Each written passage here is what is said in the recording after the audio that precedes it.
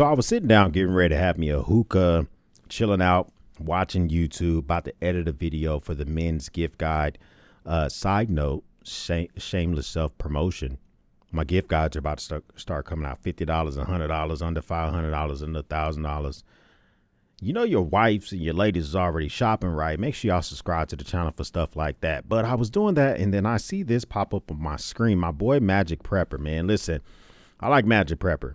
He just pumped out this video, says Prepper Assessment, Personal EBT Experience, and the NYC Takeover Strategy. I will link this video up down below so you can watch the full video. But I like the boy Magic Prepper. But his take on the SNAP program, EBT, I thought it was just a little off, just a little bit off, you know, to the point where we all have bad takes.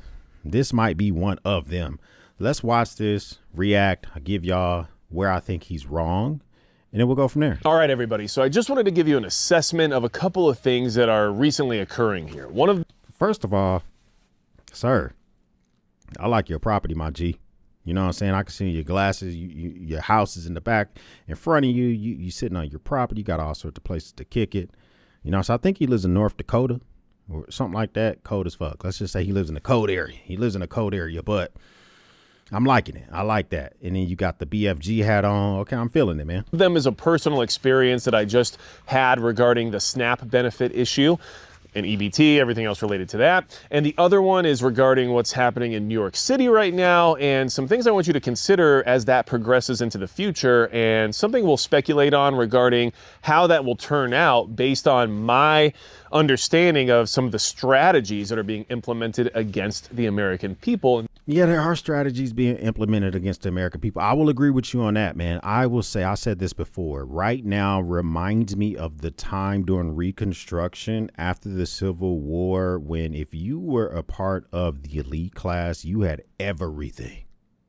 The 1870s to the 1890s, that's how it feels right now, where there was a deliberate goal to keep people down in the lower middle class, low class, and to have everything for the rich. It feels like a strategy. These processes, right? So first we'll start with the SNAP EBT issue, because it is something that I want to bring to your attention and just share this personal experience I had that gave me some real considerations to provide you with. So All right, let's see what you got. I was recently out with my family. We stopped at a restaurant to have lunch, right? And I'm not going to name the restaurant just because I don't want to create any issues here, and I don't think they were doing anything wrong or anything like that. The restaurant was offering meals to people who were on SNAP using EBT cards and things of that nature, or military members who are no longer receiving their benefits or their pay. So I thought, which is okay. So I will say this, two things. The restaurant might be a little ill-informed. All right. So first of all, no one, at least when you went, has gotten their snaps for the month of November yet. They'll probably start getting them today and starting next week once the USDA starts issuing them out. But the military has not gone without pay. I got people who are still active duty Marines, who are single Marines, meaning they live in the barracks and they don't get basic housing allowance or basic allowance for housing. And then I have some that are one of my friends, she's a first sergeant in the Marine Corps. She is married. She gets BAH. She has gotten her full paychecks. OK, so there is not a military member in the Corps DOD or Department of War who has gone without their benefits. And if you have any, they need to talk to their S1 and they need to get their shit together. OK, now Department of Homeland Security has the Coast Guard. I don't know what their stuff is like because they're a different beast, but Coast Guard, Space Force, Marine Corps, Army, Navy, they've all got their bread. Okay, so this restaurant offering it to the military, you're just getting bamboozled if you give military free food because they're getting their shit. Now, EBT folks, that's a different beast. I thought that was virtuous, and I could appreciate it because what they were trying to do is maintain a level of stability within their community and help their fellow community members. Yes, you hit it, because I'm an America first type of guy. And if we have people in our community who are trying to figure out, do they pay rent? Do they pay their car note? Or do they buy groceries because they're missing their SNAP benefits? That affects the entire community. The landlord's not getting his money. car folks ain't getting their money, and so it can affect it. And if you're a restaurant who normally doesn't take EBT, because restaurants don't take EBT, then it makes sense for you to try to substitute a meal that they would have to pay for themselves by you doing it yourself. Makes a whole lot of sense. You taking care of your neighbors. I like shit like that. Which is a good thing. It's what we should want to do, right? And so that was great. It threw me off because I wasn't aware it was happening. We were just there for lunch, and the first question I got asked was, are you here for SNAP or EBT? Or are you a military member? And the answer to all those was no, but I was wondering why, right? So I thought that was a good thing they were trying to do. However, during the time that I was there with my family, having lunch, it was becoming more and more apparent that a lot of the people who were showing up there for that free meal that this restaurant was virtuous enough to try to offer in order to help their community, the more people that showed up, the more I recognized and observed that there was a high likelihood many of them didn't actually need it. There's a lot of adverbs and a whole lot of not landing the plane on that statement in that paragraph. I hope you do land the plane, because while you're sitting there stuffing your grape and kicking it with your family, letting the kids color with the crayons, you know what I'm saying? Maybe you're doom scrolling on TikTok waiting for your food to get to the table, and you peer over to the right or the left. First of all, how do you know they're getting a free EBT meal and SNAP meal? Does the host ask? Does the server ask? Right? So that's number one. How would you know that they're getting it? Number two, what about their appearance? Because the only thing you can summarize that they shouldn't be getting it is their appearance. Because you don't know nothing about their finances. You don't know nothing about how they're able to get this entitlement. And side note, EBT, Social Security benefits, Social Security when you reach a certain age, Medicare, all those are entitlements. Now, we may not like that they're entitlements, but Congress made these laws. They passed them. They're entitlements. So if you're entitled to something, you apply for it. You're either approved for it or you're not. Just like unemployment, you know what I'm saying? If you paid into it and you qualify for it, it's an entitlement. Now, if you don't have to take your entitlement, it's not like when you reach the age for Social Security that the government hunts you down to give you Social Security. Or if you hurt your back at work and you qualify for Social Security disability, the government doesn't hunt you down to give you that entitlement. You have to apply for it. So it's similar to like me as a vet. I have I'm service disabled and also have handicap tags here in the state of Texas. And so it would be similar to if I put up to a handicap spot, threw up my placard, and you just assume by my look that he doesn't need it, right? How do you summarize that just from a look? But maybe let's just watch some more. And I'm sorry to say that. I know we can't just judge a book by its cover, but we can make some observations about luxury items and things of that nature and understand that there may not be as much of a need as people like to present, which I mean, okay, we can make those observations, but I will say, like, define luxury items: shoes, jewelry, hats, certain type of shirt. You know what I'm saying? Like, what would make you believe because of a luxury item someone's wearing that they shouldn't qualify for SNAP or EBT? I would love to know more about that, though. Things of that nature, and understand that there may not be as much of a need as people like to present, which then you can take and apply to the entire system itself. And yes, I think we're all aware of the fact that people have been taking advantage of government programs for quite some time. 100%, my G. You're right about that. Like, people have been taking advantage of all those programs for a long time.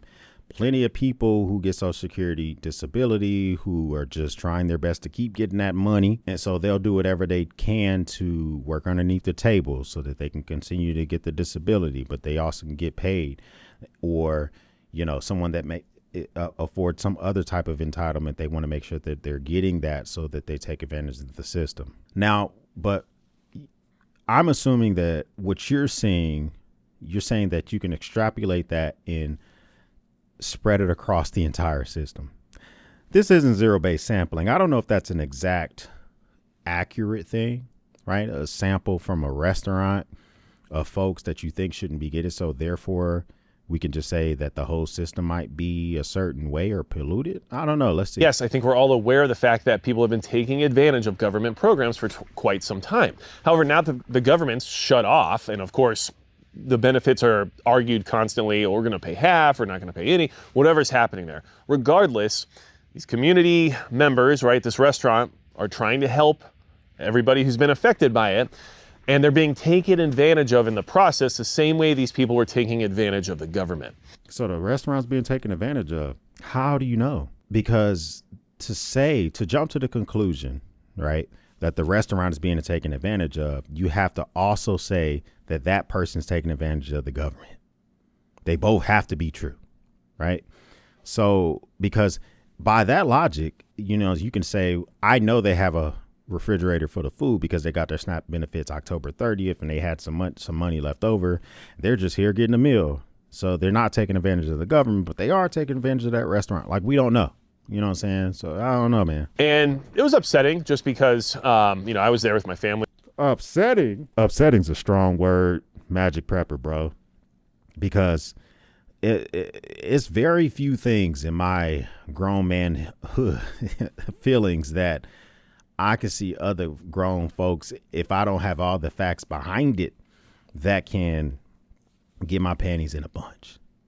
And if I'm sitting there kicking it at a Cheddar's, you know what I'm saying? I'm at the Cheesecake Factory. I'm at Yard House, just throwing them back, chilling out. And I'm there for giving away free EB fields to folks at the EBT. I'm just going to assume that they're doing a good deed. I don't know if I'm going to be upset, though. We spent a decent amount of money because, we have a large family and the food was not inexpensive per se. But like I said, at first I was, glad that we have these businesses willing to try to help their community. But it was sad to see so many people showing up, taking advantage of this situation when, at least in my opinion, it was pretty clear that the majority of them didn't need a free meal. Okay, so pretty sad to see and upsetting are the two things that I've heard. So you either have to, you said luxury items, and then it's pretty sad to see. Now, if they were kind of pleasantly plump or fat, then maybe that's why you were sad to see, or was it the luxury items? But I still don't know where you come to the conclusion that from the observations of the folks walking through the restaurant, sitting down and stuffing their mouth with a free meal, for which you don't know if they were getting the meal, right? Because somebody was asking them. I'm assuming they weren't just like, EBTers, go sit over there. And military folks getting free meals, go sit over there. And folks that got that bread, y'all sit right here. Matter of fact, you get a booth. If you're getting EBT, you got to sit at a table. Like, how would you know the difference? I mean, it was pretty clear that the majority of them didn't need a free meal, in all honesty. The majority would say that most folks didn't need it. So to use the word majority would mean that if 50 people came in, at least 26 of them didn't need it. That's what majority means. I think that's a stretch, bro. Honesty. And I think that's the reality of the actual programs themselves, right? There were some people there that presented in a sense that you could assume they may need some additional assistance. Reasonable, right? There's level of reasonability there, of course, and I can be a reasonable person when it comes to that stuff. But it was a bad example for me in the sense of the ratio of want versus need, I guess. And I thought about that while I was there, in this restaurant that was trying to do something good and charitable and help their community was being taken advantage of.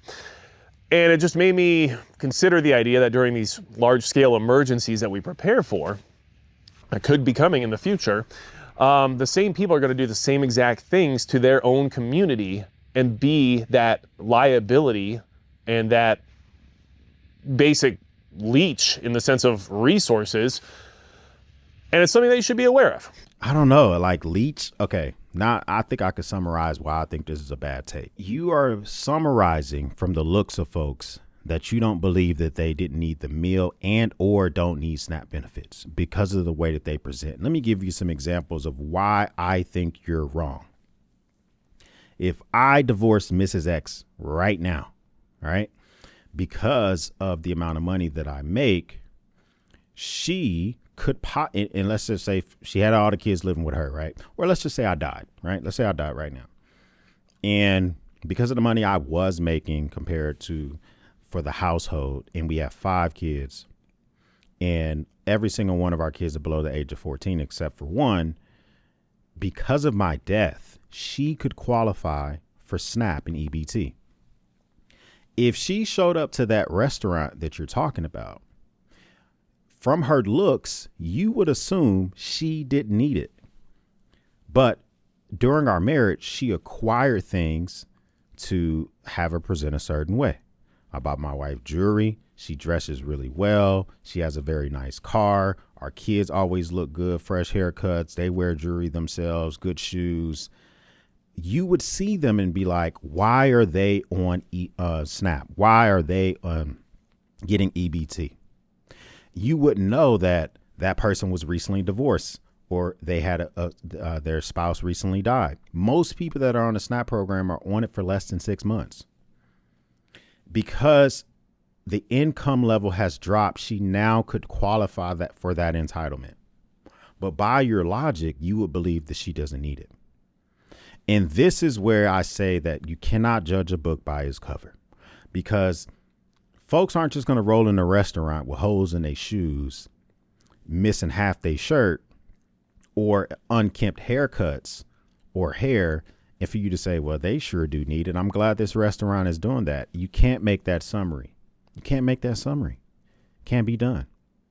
And so to jump to the conclusion that this restaurant is being bamboozled and that the program itself needs a major overhaul, I think that's a little bit much. Now, do I think there needs to be more oversight on the program? Yeah. Right now, the program is the implementation of it is done by the states. The state, you go to the state, you apply for SNAP, they see if you qualify based off of the scenarios, right? And the state, in theory, is supposed to be the ones that regulate it. The government funds it. They give it to the states, and then they, put it on your cards. Do they need to hire more folks or use more folks or find more ways to have oversight? Probably. I would agree with that. But to judge a book by its cover, it doesn't work in this scenario. It doesn't. I would hope that if I were to die, right, and my scenario is probably not the best because I have life insurance. And if I were to pass away, Mrs. X would get that. She wouldn't need it. But let's just say, for instance, you don't have it and you have been taking care of your wife. I would hope that you would want your wife to get the entitlement that she could use until she can get back on her feet, until she can find a job that would take her away from needing EBT and SNAP. Or if, upon our death, right, until she finds love again, right? And, I would hope that, because then we're not having to rely on the kindness of others through food shelters or family or whatever. And so to judge just by seeing folks is not the way to go, because I don't think it just leads to the correct conclusion. Be that liability and that basic leech in the sense of resources. And it's something that you should be aware of, because even with the government shut down and these people not receiving those benefits, they were more than happy to come out and take advantage of kind-hearted charitable businesses when it was clear it wasn't needed. And so be careful who you share resources with. Be careful who you provide aid to. And so who you're really talking to is us, and you're talking to the restaurant. Because when you say be careful who you provide resources to and who you give aid to, you're saying that screen them, figure out if they need it. I don't know about that.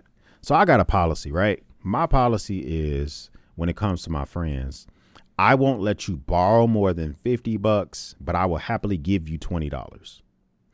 And for those two scenarios, I never ask you what the hell you need the money for. I don't. Right. So if my homies say, hey, I need to borrow $50, I never say, well, what do you need it for? When you blah, blah, blah, blah. That doesn't, because for me, I'm doing it because I'm feeling charitable, because I want to. And just like if I were to see a bum standing outside of 7-Eleven and I gave him $5, I'm not going to be like, you're not about to smoke this shit up, are you? You going to smoke my $5 up? You about to go in there and get yourself a natty ice and drink my $5 up? Nah. Same thing if I had to use my prep resources for neighbors. If we had an ice storm and we live in a relatively nice neighborhood, And one of my neighbors who I know their house is worth $800,000, they come to me and I'm like, X, I was just wondering, do you have firewood? I was just wondering, do you have a gallon of milk that I can barter for or have? I was just wondering if you have a solar power generator that I could use so I can keep my refrigerator running for X amount of time. I wouldn't say, well, look at our neighborhood. I know you don't need this shit. I'm either going to give it to them or I'm not. And to have the same qualifiers that you're having right now, I think is misguided, in my opinion. Resources with, be careful who you provide aid to, and be careful when it comes to your community being in need, to ensure that it gets to the right people. And I mean, getting to the right people is a real thing, but I would say that everything you just said, be careful who you give to, need, all that other stuff. I would say be careful in the aspect of letting people know what you got so they don't try to come take your shit. But if you're going to overly qualify who you decide to be charitable with, you either do it or you don't, in my opinion, because I don't need a bunch of qualifiers to figure out if I'm going to help somebody out. I don't. That's just me, though. Your community being in need, to ensure that it gets to the right people and the people who actually need that assistance, and not those who are just going to take advantage of the situation. I think that's, relatively common logic. However, seeing it firsthand and watching the people who are lining up to get that free meal that currently have those benefits and aren't receiving them, it was very apparent that we have a problem. We have a big problem. So watching the folks lining up to get the free meal at the restaurant, you summarized that it was very apparent that we as in America has a problem. I think we got a problem because folks are selling their food stamps and selling their EBT or staying on it after they get a job, which would afford them to not need it anymore. Or, a specific state not following the new rules that were just passed by Congress. For instance, now it's a limit to how much you can get if you have kids that are over the age of 14. So 15, 16, and 17-year-olds used to qualify for SNAP easier. But if you have those kids that are of working age, your benefits are reduced or you don't get them as long. If a state decides not to implement that, that's a problem. But just like looking at folks and deciding like we got a whole problem, bruh, I don't think that's the look. Very apparent that we have a problem. We have a big problem. So, and you can say, well, you don't know their life, Magic Prepper. I didn't need to. Nah, you didn't need to. Come on, Prep. Like, you don't need to know it, but to get on here and to have the platforms that we have and to have folks that will come and extrapolate and automatically, let's just be real, a lot of folks have a preconceived notion of what an EBT person looks like. Right? Whether it's race or cleanliness or where they're from or what they drive or whatever. And so when you come on and make a video like this, you're feeding into the hug chamber that people need to feel. Man, Magic Prepper just confirmed my feelings. He felt it too. He has an anecdotal take of what's going on. And my opinion, if you're America first, you don't want to see people starving, or you don't want to see people not paying bills because it doesn't help the whole community. So when I see a restaurant supplement or substituting a meal that somebody would possibly not use that cash to pump back into the economy, I'm like, hell yeah, you can afford to feed people to where they can pay a bill. Right? What I'm saying? That's a good thing. That's a good thing. And so if someone does say, hey, Magic Prepper, you don't know their life, you don't know their need, and they criticize you, they're right. You don't know that. And so it would be the same concept going back to my example of me being a vet pulling up to a handicapped spot. You can't physically see what's going on with me to know why I have a super high disability rating in 13 countries I've been to for the military, Afghanistan being one of them.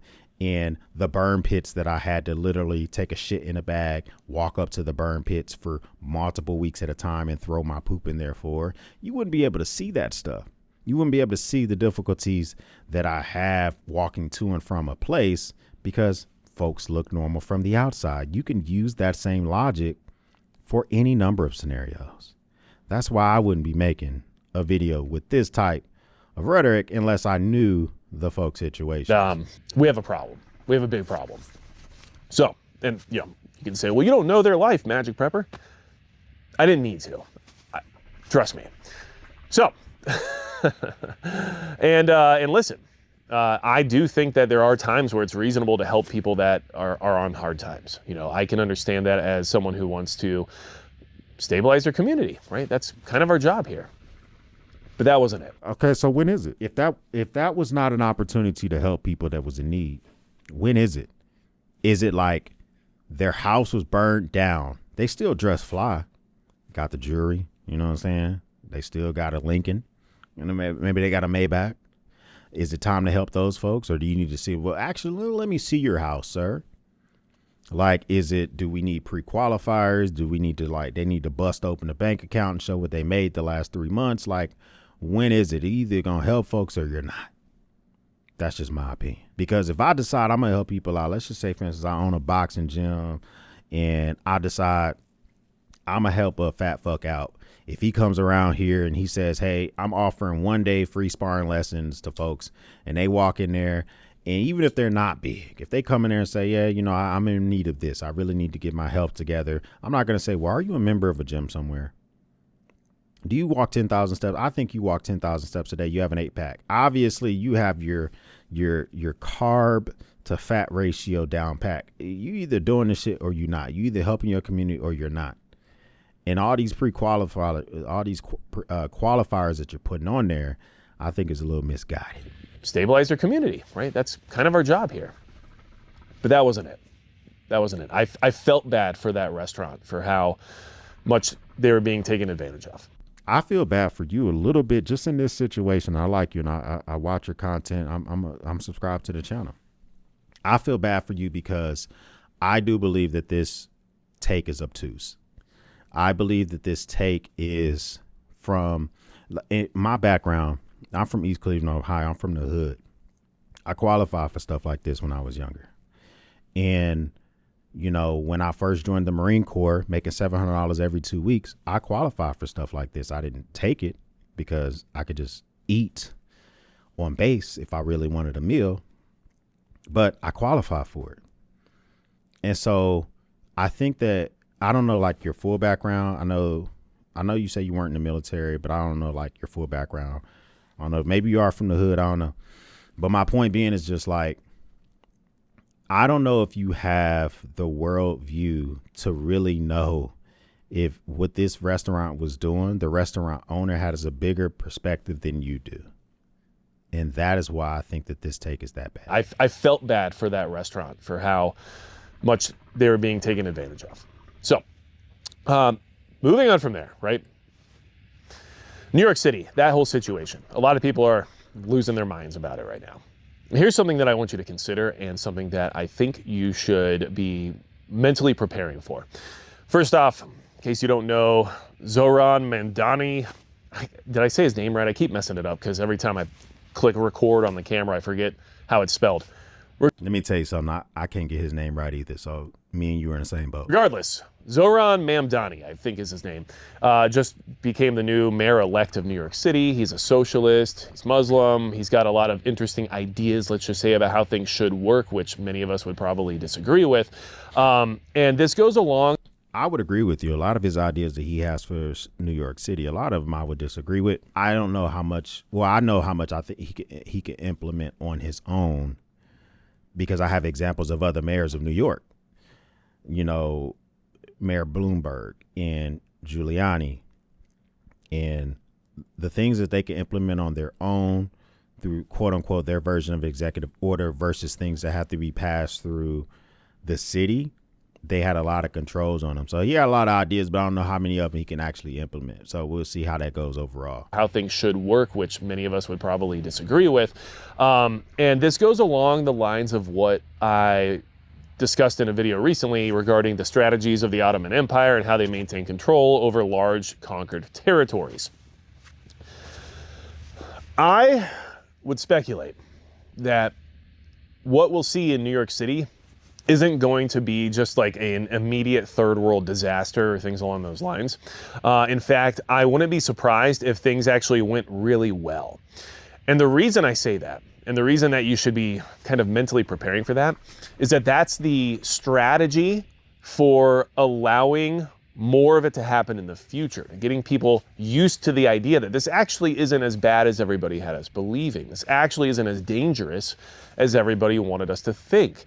Okay, I'm kind of picking up what you're putting down. It's similar to the boiling frog effect, I guess. You put them in the boil a frog and boiling water, they hop out immediately. But if you put them in water and then warm it up immediately, they'll just tolerate it and take it. But how does that spread elsewhere? How does that boiling water spread elsewhere is what I got to think about. I think that him getting elected yesterday is like very bacon, lettuce, and tomatoes. Because look at the country overall. Democrats yesterday mopped the floor all over the country. Over 31,000 seats in the positions were up for grabs. Yesterday, millions of people voted. Over 26 states had things that they were voting on, and Democrats cleaned up all over the place. And it wasn't because all these candidates wanted to give free bus rides, free train rides, and cap the cost of rent. It was because people, only way that they can voice their opinion about what's going on right now is to protest or vote.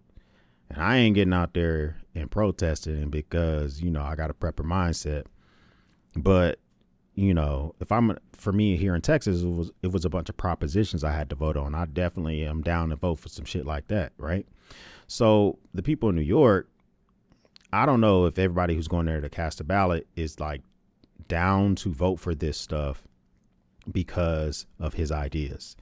And you may notice that after he got the Democratic nomination, he moved more to the middle. And some of the stuff that he wants to do, he can't do on his own. He wants to cap the cost of rent. He can't do that on his own. He wants to give free bus rides. He can't do that on his own. Make that shit free. That all has to be done through, the council of whatever the hell they call it in New York. And so to say that things could get better because they want to spread it across to other places, how does that happen? I guess it could be true that it gets better, but how does it spread otherwhere is the question I would ask you. And actually, when people like Mamdani get into power, and even though they have these socialist commie ideologies and they have these religious ideologies that don't necessarily mix with Western civilization in many ways, if you ask me, things actually are looking pretty good. Looks like it's actually going pretty well. And so strategically, if they wanted to implement a level of control and gain access and infiltrate our political system while also still gaining the support of a large portion of the population, the correct maneuver would be to actually improve things and create a level of comfort for everybody who is on the fence, to show that actually things can be really good under our type of rule. I think what you just described is populism. So socialism would be the taking over of assets and then the government spreading it out. Kind of the same shit they do in Italy, right? Free healthcare, all that type of stuff. Or taking over, instead of BP and Exxon being able to tap into oil and selling it and all the other stuff, the government taking it over. Socialist control of stuff. And I guess people would get comfortable with it, et cetera, et cetera. I'm telling you, man, I just wouldn't think too deep about this. All this might be true, but I'm telling you, the wins yesterday, and I might be wrong about this, but I just think the wins yesterday are not to be extrapolated to these wins yesterday, they're going to implement stuff and it's going to spread across the country. I think it's just people, a lot of folks wanted to come out and express their anger about the economy and about maybe the government shutdown and maybe about who's in power right now by voting. And so if you're the opposite party, you was getting a W. I don't think it's going to be this good for Democrats in 2028. I think 2028 is going to be a choice election.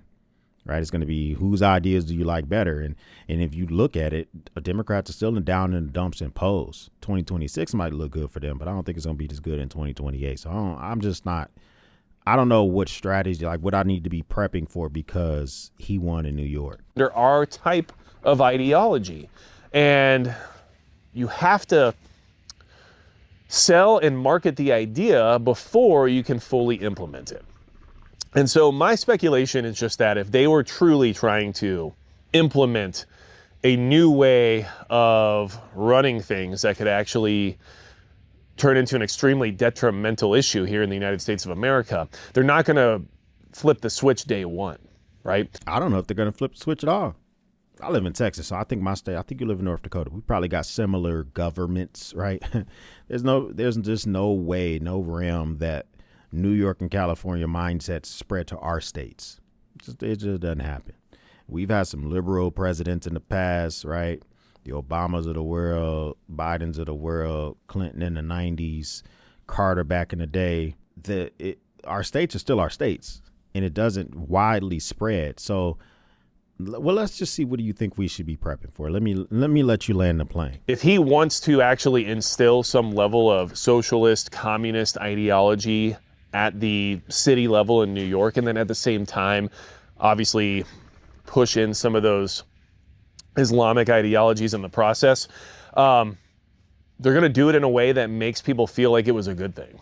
So you said he and they in the same paragraph, and that's the thing where I'm just saying I don't think it's that deep. The previous mayor, Bloomberg, and I can't remember, de Blasio, we've had Jewish mayors in New York, we've had Christian mayors in New York, and now we have a Muslim mayor in New York. And you're zooming in on his religion, right? And so you're saying that if he wants to sprinkle some of that into the melting pot of New York, you know what I'm saying, he would do it in such a way that people would feel good about it. It doesn't work like that. Not in New York. As for the other things that he wants to do, some of the stuff he can do on his own, right? So if he wants, like Bloomberg, tax on soda, right? Trying to make people drink healthier by taxing soda. So he can do some shit like that. So if he wants to, I don't know, raise taxes in New York, and he wants to cap the amount of rent, he might be able to do things on the parameters, but I don't think he's just going to be able to do things directly in the middle of the bell curve. I don't think that's just how the shit work. And if all of a sudden he wanted to implement Sharia law, or I don't know how you think that shit ain't gonna just fly in New York like that. I don't think it goes down like that. So I don't expect immediate chaos. I don't expect immediate breakdown of society. I don't expect things to literally start crumbling, burning to the ground overnight. And I wouldn't be surprised if they actually got better and if things actually started to get more positive there, to try to prove that point that it's actually a good thing that you guys should do more often and in more places around the rest of the country. And it'll be used as an example to say, see, you were wrong about us, and this is why it's okay to be cool with it. Could I be wrong? Sure. And I'm not necessarily, I mean, we both could be wrong. I think you're going to be wrong. I like you, dog. I do. I think you're going to be wrong about this. I think we need to really look at this in the most elementary way of thinking of it. One party's in power. Inflation is going up. Grocery prices are not going down. And all people could do is go in the ballot box, close the curtain, and vote for the other folks they think is going to send a message. But it's all this stuff. I don't see it going down like that. And I'm going as past being prologue, because I watched this video earlier, and I watched your video earlier. Then I went back and I researched the mayors going back 30 years, and none of them were able to implement anything that was near to what you're suggesting right now. And I'm going back looking at the Giulianis of the world with the stop and frisk. I've already talked about Bloomberg and, de Blasio and all the other stuff. None of them were able to do it. So is he going to be able to do it now? I don't think so. And I don't think it's going to be he did these things to make things feel good. I just, when you got the Big Apple, millions of people underneath his mayorship, I don't think it worked like that. in a doomsday prophecy, right? Like that's something we're trying to avoid these days because it never pans out very well for anybody involved. But strategically, and just considering the options that are currently at hand and the fact that this type of person is now taking a level of authority and power in one of our largest cities, I think it makes sense that this would be the logical approach if your goal was to, well, control more than just New York City.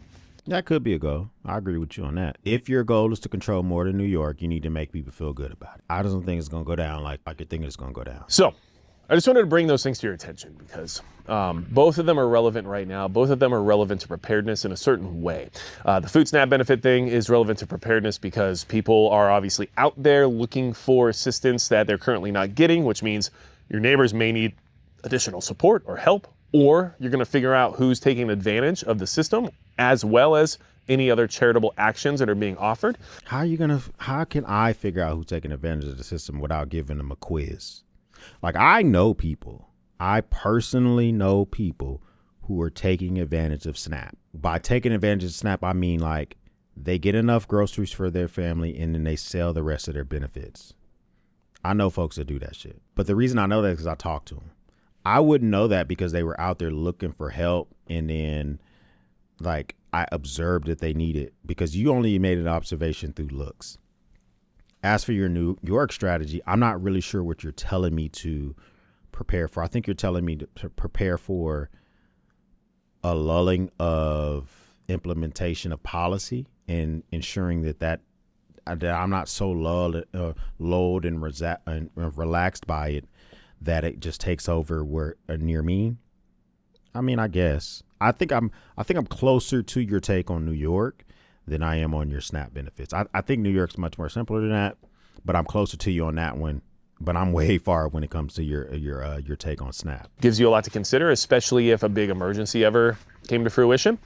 And of course, the passive takeover of our country that has been going on for quite some time in many ways, at least in my opinion, seems to be progressing. And what we're seeing may be indicative of what we should expect more of here in the future. And I think that the level of positivity you should anticipate regarding that change is different than everyone's necessarily expecting right now. And so it kind of teaches you, or at least lets you observe the way things will keep moving forward and progressing towards that path that I'm sure you and I aren't necessarily aligned with. So just wanted to bring this to your attention. If you guys want to support the channel, please visit magicprepper.com. There's a lot of ways you can support what I Talk your shit, bro. Talk your shit. do at that website, as well as leaving comments below, liking and subscribing, and let me know in those comments if you think that for sure my thought process about that strategy is legitimate, and if you are assuming there's some problems with the SNAP benefit program that would apply to an emergency as well. And of course, don't forget, if you want to support the Task Force 70 Foundation, it's a nonprofit 501c3 that I'm working with in order to try to provide improvements to America's policing force in the sense of understanding constitutional principles and also teaching higher end tactics to small and rural departments that don't have access to that level of training. I can appreciate that. Check out the description as well as the pinned comment for a link there where you can become a donor. And who knows, maybe certain companies are, part of that, let's just say, donor appreciation group. So anything else you need from me at all, you know what to do. And besides that, that's going to be it for Magic Prepper. I would say that let's just summarize the take. All right. Overall, my opinion is your take on these two topics were not strong enough. You didn't talk your shit strong enough. That's just my opinion. For the SNAP one, the SNAP take, I think that if you really believe that there was signs that were around you of people taking advantage of SNAP, you should have, you should have really landed that plane a little bit more. Maybe called out the restaurant. I mean, I think you should have went like big boy pants when it came to your take on SNAP benefits. For your New York take, you're talking about the strategy of making people feel good, so therefore it can spread across the country. That's just an opinion. I don't know if I wouldn't say it's good or bad. I would just say that I think you're overcomplicating it. I think that if you look at you seem like the type of person that likes to look at the past and use that as prologue for the future. If you look at the past and the amount of power that is able to be wielded by a New York mayor, he's going to be probably in the same boat. And I think that what happened yesterday across the United States on November 4th, 2025, was just folks voicing their opinion by voting a certain type of way. I don't think it's going to be the same in 2028. I think that, you know what I'm saying? I think that there's clear winners and losers from yesterday. I think that, in my opinion, the biggest winners from yesterday were probably the Gavin Newsoms of the world, because they got basically everything that they wanted. They raised millions of dollars. They were able to spread the things that they get things passed as they wanted to get passed. The new governor of New Jersey, the new governor of Virginia, all the 31,000 positions that were overwhelmingly won by Democrats. The biggest losers, were probably Republicans. President Trump being number one. He wasn't on the ballot, but this, the level of influence that was able to be had by Republicans was like damn near zero. They were getting blown out all over the place. So I think I don't know. I think the second part, I just don't think I don't think it's that complicated, bro. I don't think it's that complicated, but I might be wrong. Maybe I'm wrong. Y'all comment down below. Let me know. What do you think of Prepper's take? What do you think of my take about this situation? And maybe we both don't know what the fuck we talk about. Me personally, got a little bit of experience with this. So it is what it is. First time stopping by, hit the subscribe button. I would love to have you a part of the battalion. If this is not your first time stopping by, well, thank you once again for watching me run my grape. For everyone else, we'll speak soon.